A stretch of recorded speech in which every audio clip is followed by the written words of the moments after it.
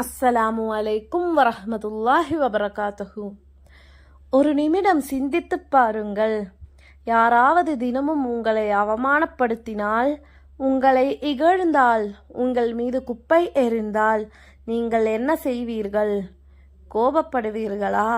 அவரை திட்டுவீர்களா? ஆனால் இந்த உலகத்தில் ஒரு மனிதர் இருந்தார். அவர் மீது தினமும் குப்பை எறியப்பட்டாலும் அவர் ஒருபோதும் கோபப்படவில்லை.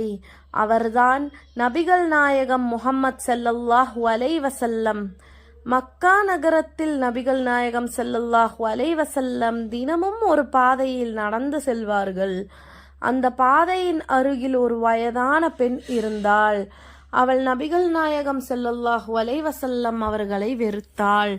அதனால் அவர்கள் அந்த வீட்டின் கீழ் வழியாக சென்றாலே அந்த பெண் மேலிருந்து குப்பையை எறிந்து விடுவாள். இது ஒரு நாள் இல்லை, தினமும். ஆனால் நபிகள் நாயகம் ஸல்லல்லாஹு அலைஹி வஸல்லம் கோபப்படவில்லை. அவர்கள் அமைதியாக அந்த குப்பையை துடைத்து தங்களது பாதையை தொடர்ந்தார்கள். ஒரு நாள் நபிகள் நாயகம் ஸல்லல்லாஹு அலைஹி வஸல்லம் அந்த வழியாக சென்றார்கள். ஆனால் அந்த நாள் குப்பை விழவில்லை. அவர்கள் ஆச்சரியப்பட்டார்கள். பிறகு கேட்டார்கள். அப்போது மக்கள் சொன்னார்கள், அந்த பெண் மிகவும் நோயாக இருக்கிறாள். இதை கேட்டதும் நபிகள் நாயகம் ஸல்லல்லாஹு அலைஹி வஸல்லம் அந்த பெண்ணின் வீட்டுக்கு சென்றார்கள். அந்த பெண் அதிர்ச்சியில் கேட்டாள், நான் தினமும் உங்கள் மீது குப்பையை எறிந்தேன், ஆனால் நீங்கள் என்னை பார்க்க வந்திருக்கிறீர்களா?